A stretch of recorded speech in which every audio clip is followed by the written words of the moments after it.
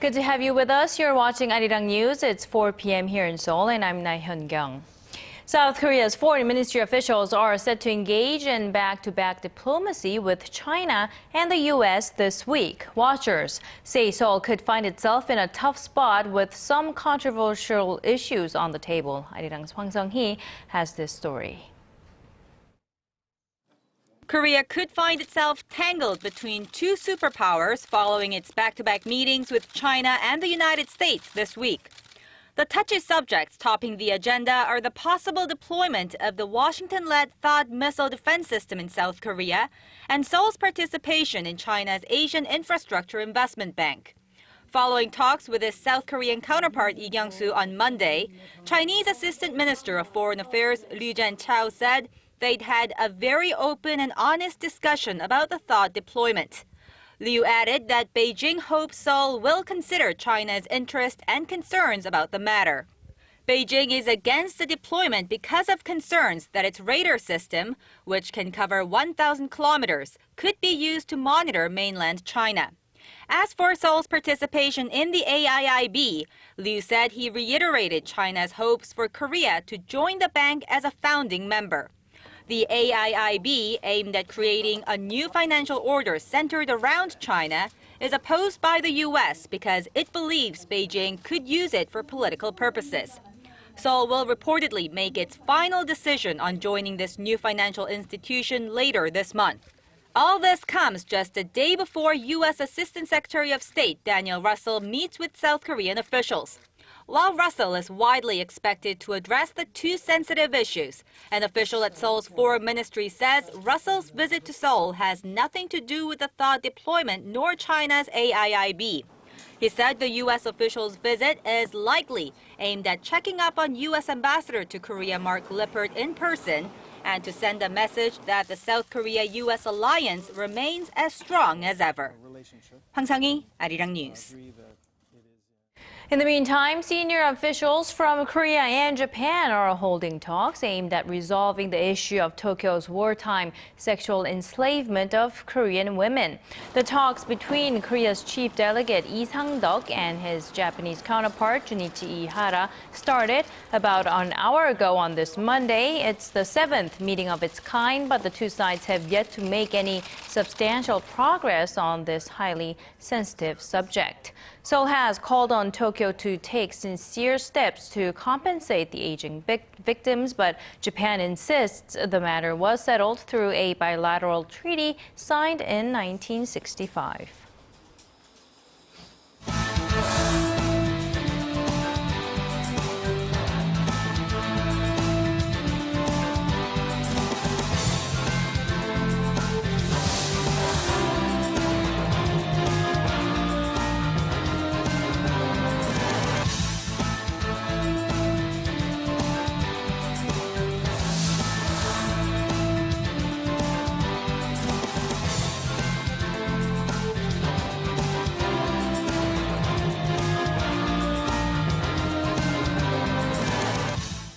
Korea has opened its seventh innovation center, this time in the southeastern port city of Busan. In cooperation with retail giant Lotte Group, the Busan Center will set up a $200 million fund to offer counseling on product development and commercialization. It will also support the country's film industry by opening movie theaters to showcase films produced in connection with the government's recently opened cultural creativity complex in Seoul. Marking the occasion, President Park said she expects the Busan Center to innovate Korea's retail and service sectors, establish an ecosystem for the Korean film industry, and foster startups based on Internet of Things technologies. Korea's finance minister has called on the leaders of Korea's public and private financial institutions to support the government's push for structural reforms. Speaking at a dinner in Seoul on Sunday, Choi Kyung-hwan said the companies should come up with new value-added services and create more employment opportunities in the financial sector. This comes as the number of jobs in the financial sector has been contracting in recent years. He also pointed pointed out that the financial sector is only making up 5% of the country's GDP, far short of the government's 10% target rate. Now, the average growth rate of sales of non-financial listed companies has been decreasing for the past couple of years, and last year it actually turned negative, with many manufacturers seeing their sales and profits slump. Our Song Ji-sun has more. Korean manufacturers entered a phase of negative growth last year. According to the Federation of Korean Industries on Monday, sales of over 1,000 listed companies decreased 1.5% as of the third quarter of last year, compared to the same period a year earlier. Profit growth also slowed to negative 18% last year, from a 1% growth in 2013.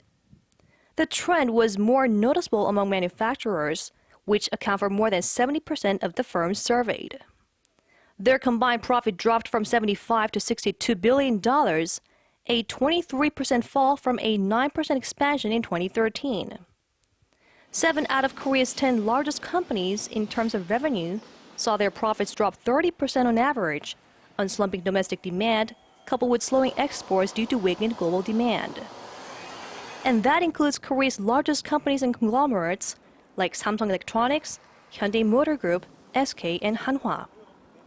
Officials at the Federation of Korean Industries say manufacturers need government support for more business-friendly policies. They say such a slowdown could dent the pace of new job creation and facilities investment. Industry analysts point out that companies first need to restructure and cut costs to improve their profitability. Song Ji-sun, ARIRANG News. And with the protracted economic slump, last year was a bad year for Korean companies in another aspect. In 2014, the number of Korean firms recording a decline in their credit ratings reached a 15-year high. The Korea Investors Service on Monday says only 15 of some 370 companies saw their credit ratings rise last year, while about 40 suffered a downgrade. The figures represent the lowest and highest within a 15-year period since 1999. By industry, manufacturing companies saw the largest number of ratings downgrades, followed by the services and financial sectors. The more shares held by foreign investors last year, the more likely it was for the local companies to boost their dividend payouts last year. This is in contrast to the lower dividend payments typical of Korean companies. Local market analyst WiseFN says of the combined $14 billion in dividends paid by 885 listed companies in Korea, around $5 billion was paid to foreigners. That's a near 19% increase from the previous year. This was more evident with Korean smartphone maker Samsung Electronics, which had 52% of its shares held by foreign investors last year, an increase of 3% from the previous year.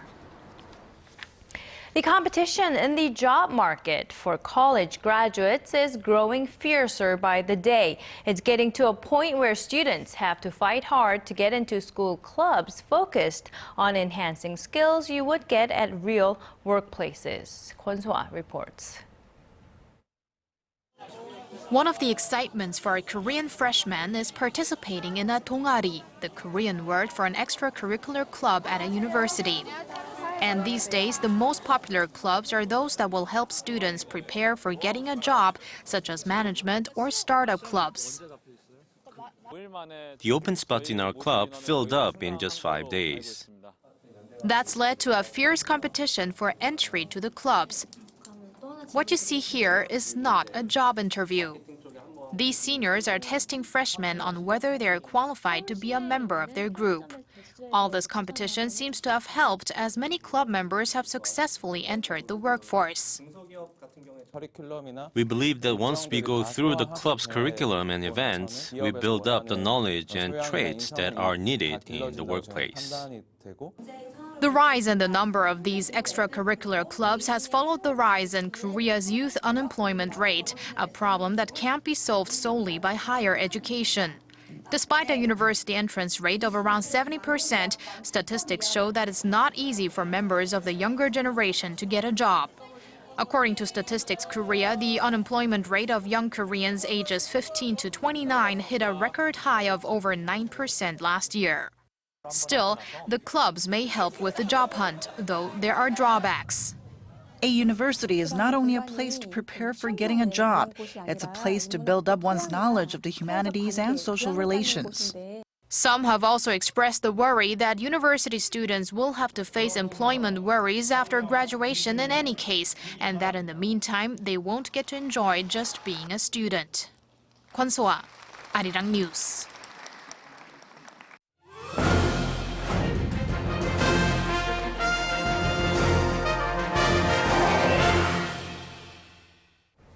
If you're thinking about going green with your next car purchase, this next report could help you make up your mind. On this week's Industry Insight, Arirang's Kim Ji-yeon looks into the nation's hybrid car market.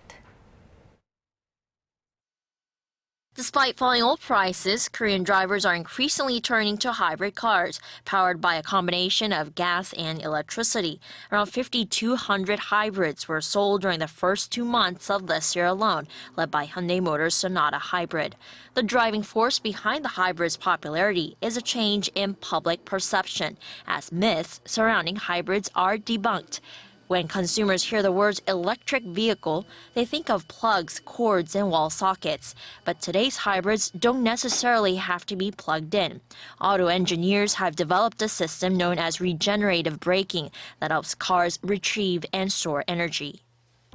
Energy normally lost when the car slows down or stops is reclaimed and sent to the rechargeable batteries. And then the gas engine also transfers energy to the batteries automatically. Another common misconception is that hybrid drivers are paying more just to save the environment. But in reality, it's not all about altruism.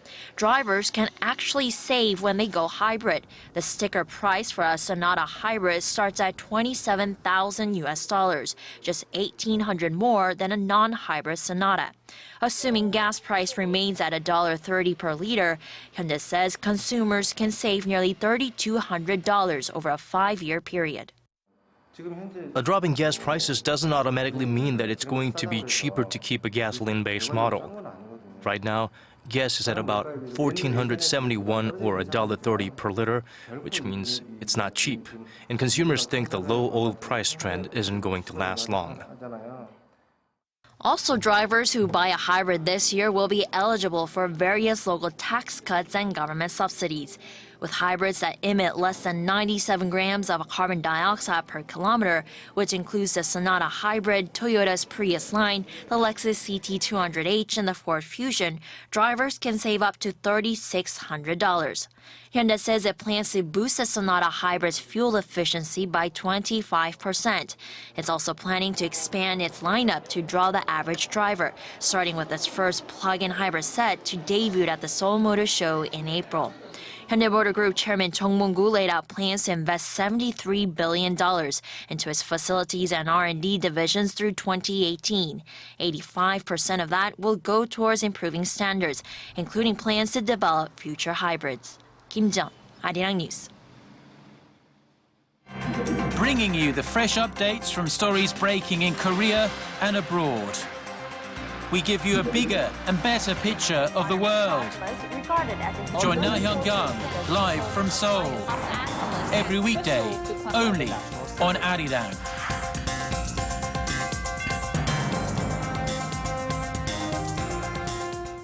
The annual session of China's top legislative body came to a close on Sunday. One of the key areas of focus this year was the economy, how it plans to push ahead with sweeping economic reforms and reach a growth target of 7%. Son Jung-in tells us more. This year's National People's Congress session came to an end Sunday with a focus on maintaining the policy direction of what the leadership called the new normal. Under the conditions, the government aims to balance steady growth in a law-based society, which are the strategic goals President Xi Jinping has stuck to since taking power in 2012. The economy dominated the agenda as it comes at a time when China is wrestling with a continuing economic slowdown. Premier Li Keqiang said Beijing was prepared to take action to stimulate the economy and boost the market confidence, but warned the country would struggle to meet its annual growth target of around 7% this year. It is true that we have adjusted downward our GDP growth target, but it will by no means easy for us to meet this target because China's economic aggregate keeps expanding. Lawmakers also put emphasis on deepening reforms and promoting the rule of law. The session reviewed a draft amendment to the country's legislation law in which it seeks to set clear limits on administrative power in order to protect public interest. The top judiciary also vowed greater justice by promoting transparency and sharing information between courts dotted around the country. Environmental protection was also high on the agenda as the Environment Ministry vowed comprehensive efforts to implement tougher measures against polluting firms. Son Jung-in, ARIRANG News. 3 British teenagers are back in London now after an attempt to join Islamic State in Syria over the weekend was foiled. They were released after being questioned on suspicions that they were plotting terrorist acts. Shin Se-min has more. It all happened over the weekend. 3 British teenagers suspected of trying to enter Syria to join the Islamic State militant group have been returned to the UK and were released on bail late Sunday local time after being questioned by counterterrorism officers for 24 hours. The suspects, 2 17-year-old boys and 1 19-year-old man, all from London, were first reported missing late Friday night and were stopped by authorities in Turkey on suspicion of preparation to commit terrorist acts. It marks the first successful cooperation between the two countries on this issue, as the suspects were stopped by intelligence officials in Turkey after being alerted by British officials. The identities of the 3 haven't been disclosed. This case comes a matter of weeks after 3 British teenage girls traveled to join the jihadist group in Syria. Around 600 British nationals are believed to have already gone to Syria or Iraq to take up arms or become jihadi brides. Over in Iraq, the joint military Shia militia operation to free the city of Tikrit is taking a breather as they wait for reinforcements before they push to retake the entire city. Troops there have been slowed by sniper fire and booby trap buildings. Meanwhile, Kurdish Peshmerga fighters are reporting that Islamic State militants could be using chlorine as chemical weapons in Iraq's north and west. Security forces have sealed off the area where the containers were found and alerted Baghdad authorities. Shin Se-min, ARIRANG News. Authorities in the U.S. state of Missouri have made an arrest in last week's shooting in Ferguson, which left 2 police officers hit and wounded. 20-year-old Jeffrey Williams was arrested and charged on Saturday local time with 2 counts of first-degree assault, among others. St. Louis County Prosecutor Robert McCulloch said Williams had fired the shots from a moving vehicle outside the Ferguson police headquarters where protesters were gathered. Authorities will now try to determine the motive behind the shooting, as Williams, who was on probation, claimed his target was not the officers but someone in the crowd with whom he had a dispute.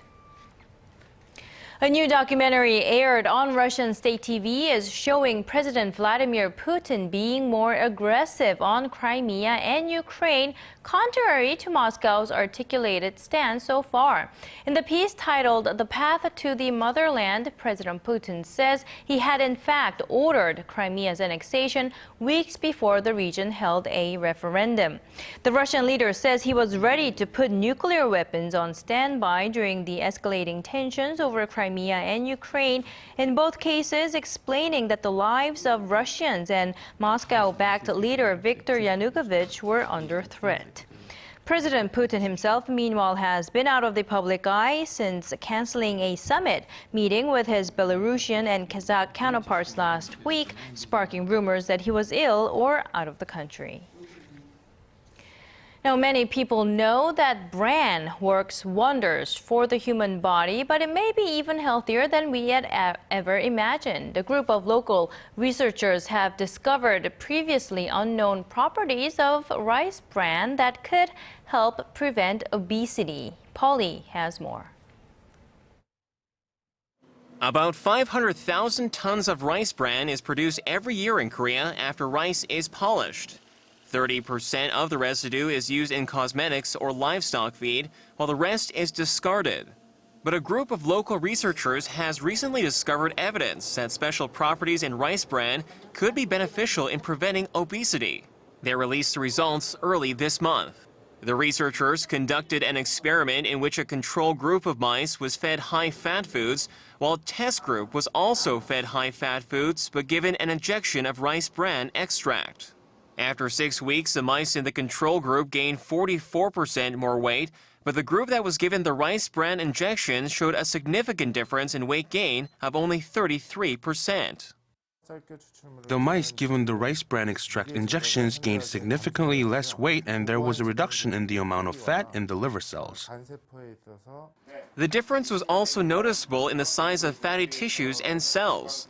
The mice in the high-fat control group had enlarged cells, but the mice in the rice bran group saw no change in their fatty tissues. The researchers discovered that certain bioactive components in rice bran help decrease the proportion of fat in the body. Through animal testing, we've proven that rice bran is effective in fighting obesity. It could be used to make health functional food or medicine.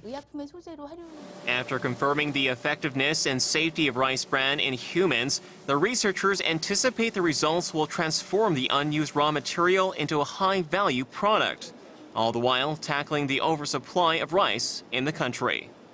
Paul Yi, ARIRANG News. One of the few video artists to have truly broken through to mainstream audiences has arrived in Seoul for a solo exhibition. His name is Viola, and our Im Yoon-hee shares some of his works with us in this next report. Cascading in the wrong direction. Liquid flows from black to red to opaque white, finally becoming crystal clear. American video artist Viola has for many years experimented with time and the human experience, and the relationship between the two. He also points out how mass media has become a tool by which to witness the suffering of humanity. Well, Buddha said, of course, all life is suffering. And a lot of other cultures have that same idea. Because we need to suffer. There's a unique characteristic to all of his works. Images that invoke strong emotions and hints at a spiritual world in the midst of reality. It's filmed very quickly, but it's shown at normal speed, so 1 minute is stretched to 10 minutes or even 80 minutes. It's a very special experience for the audience. Viola even recreates the suffering of 4 martyrs, tortured by the 4 elements. And even though his works contain images of pain and sorrow, Viola wants them to represent the ideas of perseverance, endurance, and sacrifice in our mass media-dominated world. Im Yoon-hee, ARIRANG News.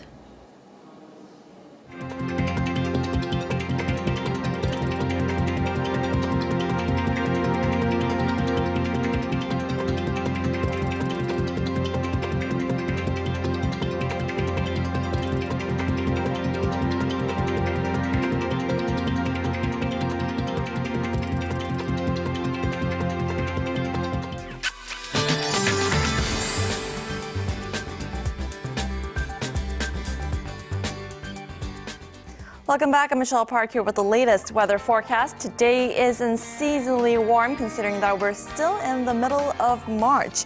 So we can expect a milder day than yesterday with readings 3 degrees higher, while Gwangju will be topping up beyond 20s, which we don't usually see until May. Now, along with the mild conditions, we can expect mostly clear skies, although there will be times when fine dust levels will be fairly high here in Seoul and over on Gangwon province as well. Now looking at the rest of the week, milder readings are expected throughout, and even though we do have some rain in the forecast on Wednesday, but hopefully that will relieve us from this ongoing dry weather. Now let's have a look at the readings for today. So it will peak up to 16 this afternoon, while the southern regions such as Gwangju and Busan will top to 22 and 18 degrees. Moving over to other regions, Sichuan gets up to 17, Dokdo hits down to 14, while Mankungang is a bit lower at 7 degrees.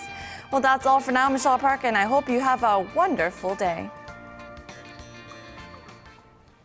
And that's a wrap from us at this hour. I'm Laah Hyun-kyung in Seoul. Thanks for watching. We'll be back with more updates at 6 p.m. Korea time.